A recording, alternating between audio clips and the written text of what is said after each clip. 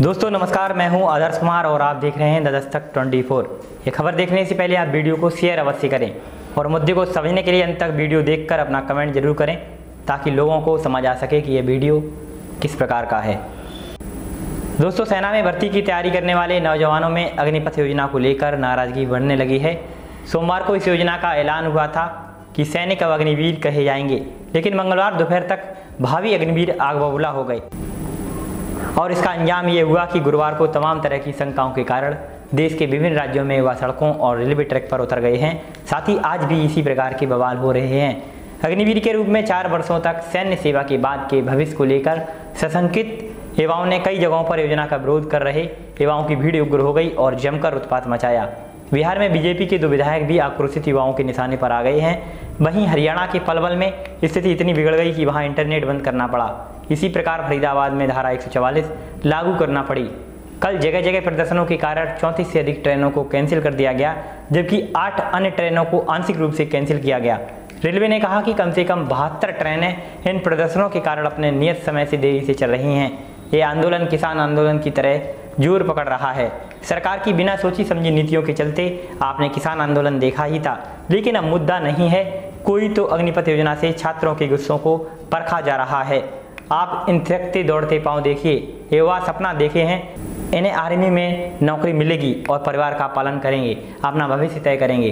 दोस्तों, ऊपर नीचे हो रहे इन पाँव में भारत के गांव बसते हैं, जहां के गरीब नौजवान अपने शरीर पर ही सारा अभ्यास करते हैं ताकि एक नौकरी मिल जाए। सोचिए, आज इनके पाँव इतनी मुश्किल से हवा में ऊपर नीचे कर रहे होंगे जब पता चला कि भर्ती के बाद 4 साल की ही नौकरी होगी।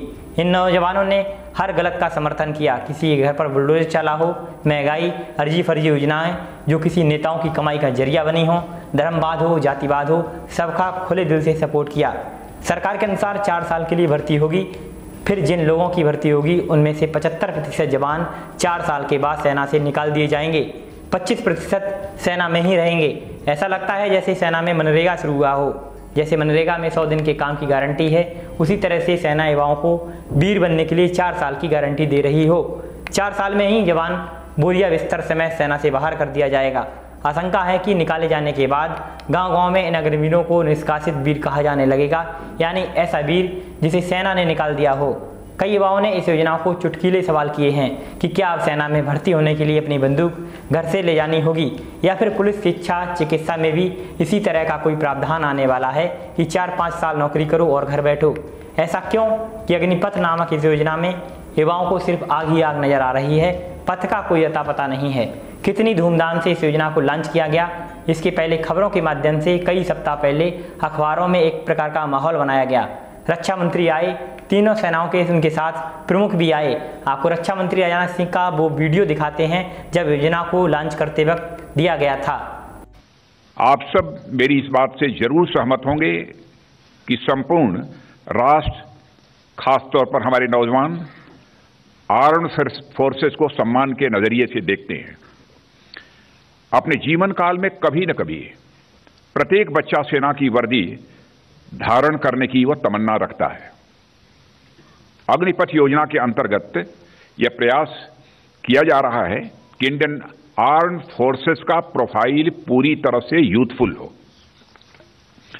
यूथफुल प्रोफाइल से यह फायदा भी होगा कि उन्हें नई नई टेक्नोलॉजीज के लिए आसानी से ट्रेन किया जा सकेगा और उनकी हेल्थ और फिटनेस का लेवल भी काफी बेहतर होगा। साथियों, इस अग्निपथ योजना से एम्प्लॉयमेंट अपॉर्चुनिटीज बढ़ेंगी और अग्निवीर सेवा के दौरान अर्जित स्किल्स एवं एक्सपीरियंस उन्हें विभिन्न क्षेत्रों में एम्प्लॉयमेंट भी प्राप्त कराएगा और इससे भारतीय अर्थव्यवस्था को भी हायर स्किल्ड वर्कफोर्स की उपलब्धता होगी, जो प्रोडक्टिविटी गेन और ओवरऑल जीडीपी ग्रोथ में सहायक होगी। अग्निवीरों के लिए एक अच्छी पे पैकेज, 4 साल की सेवा के बाद एग्जिट पर सेवा निधि पैकेज एवं एक liberal death and disability package की भी व्यवस्था की गई है। आपने देखा कि किस प्रकार रक्षा मंत्री राजनाथ सिंह जी आर्मी भर्ती का सपना दिखा रहे छात्रों को खुलेआम सपना दिखा रहे हैं और योजना को अपनी सरकार के योजनाबद्ध तरीके से अमली जामा पहना रहे हैं। खैर, आपकी योजना आपके हिसाब से सही है, तो अब सड़कों पर ये गुस्सा क्यों है? ये आगजनी, ये आंदोलन आखिर क्यों हो रहे हैं? आप आंदोलन की तीव्रता एक बार देखें।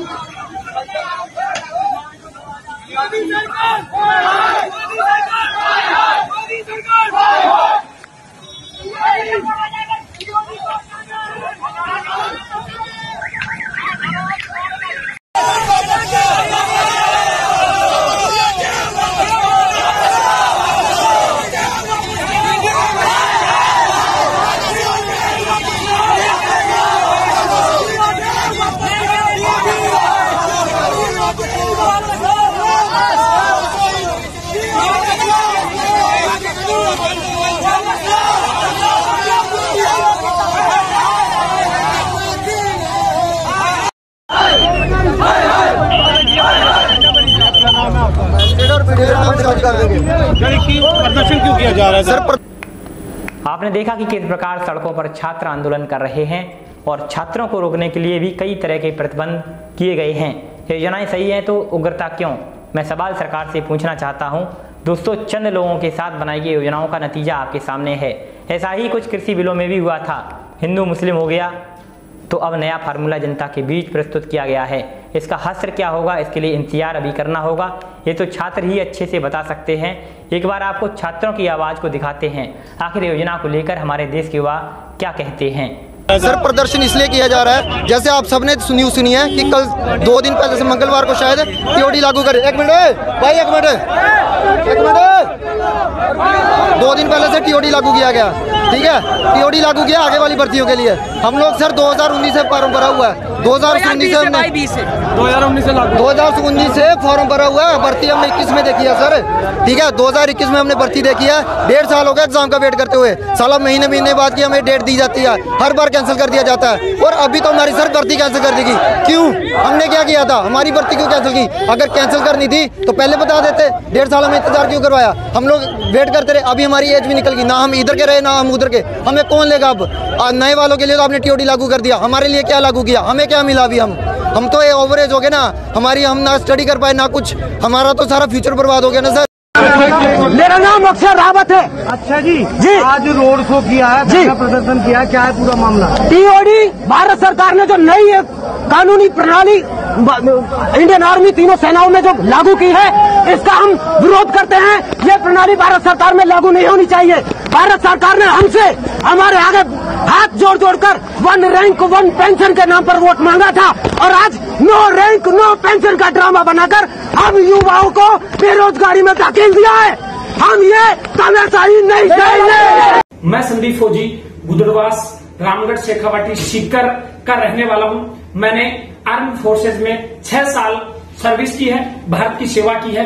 दोस्तों, पिछले 3 साल से सरकार जो देश की सेवा करना चाहते हैं, उन बच्चों के लिए जो भर्तियां आनी थी उन्हें रोक रखा है, और उस भर्तियों को जिनका फिजिकल हो चुका है उनकी ना तो एग्जाम हुई है और ना ही नई भर्तियां निकाली जा रही हैं। 1,04,000 से ज्यादा पद खाली हैं। और इसी बीच में जहां सरकार से देश का युवा अपनी भर्तियों की गुहार लगा रहा था, बार बार प्रोटेस्ट कर रहा था, वहीं सरकार ने इन भर्तियों को नजरअंदाज करके टीओडी जैसी योजना शुरू कर दी है, जिसका मैं आपको बताऊं, यह टीओडी जैसी योजना अगर शुरू की जाती है तो देश की आंतरिक सुरक्षा का ये गंभीर मुद्दा है। देश की सुरक्षा खतरे में है अगर ऐसा होता है तो। इस सुरक्षा के साथ साथ में जो आर्मी का एक वसूल है, नाम, नमक और निशान जैसी परंपराएं खत्म हो जाएंगी, और देश के युवाओं में जो देशभक्ति की भावनाएं, जोश और जुनून होता है देश की सेवा के लिए, वो खत्म हो जाएगा।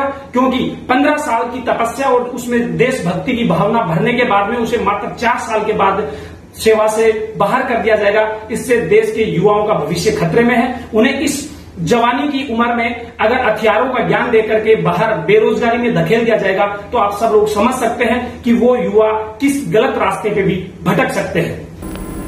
बिल्कुल सही बात दोस्तों। किसी ने सोचा कि 4 साल बाद जिन 75% जवानों को निकाला जाएगा उनके मनोबल पर क्या असर पड़ेगा। जिन विभागों की नौकरियों के इंतजार में साल दर साल निकल गई, उनकी इच्छा के नाम पर इस योजना का फायदा गिनाया जा रहा है कि वे अपनी नौकरियों में प्राथमिकता देंगे।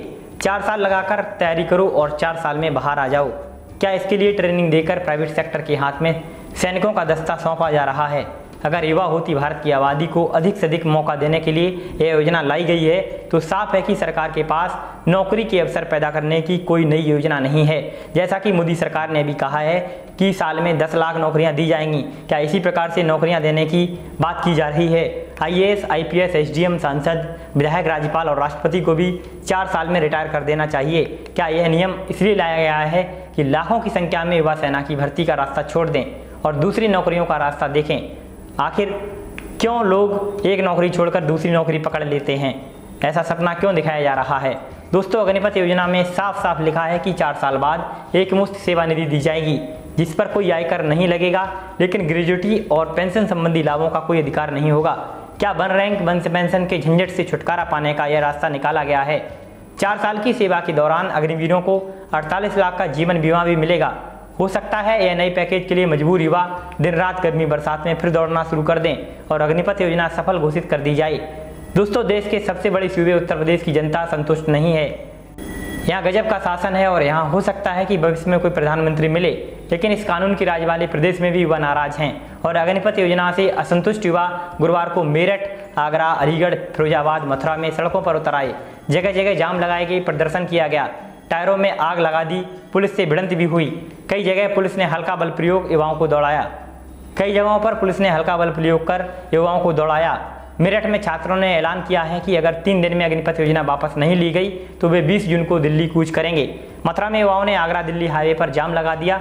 पुलिस ने किसी तरह समझा बुझाकर ट्रैफिक को दोबारा शुरू करवाया। आगरा में भी अलग अलग रास्तों को प्रदर्शनकारियों ने बंद कराया तो अलीगढ़ में प्रदर्शनकारियों ने बसों के शीशे तोड़े और सड़कों पर टायरों से आग लगाई। प्रदेश में ताजमहल, ज्ञानवापी, मथुरा मंदिर और बाबा जी का बुलडोजर चल रहा है तो दूसरी तरफ प्रदेश अपने अलग मूड में है। बेरोजगारी, महंगाई का असर प्रदेश में है, लेकिन जनता उफ तक नहीं कर रही है। फिलहाल आपको बता दें कि केंद्र सरकार ने अग्निपथ योजना को लेकर उठ रहे सवालों के जवाब दिए हैं। सरकार ने अग्निवीरों के रिटायरमेंट के बाद के भविष्य को लेकर जताए जा रहे संदेहों पर स्थिति स्पष्ट की है।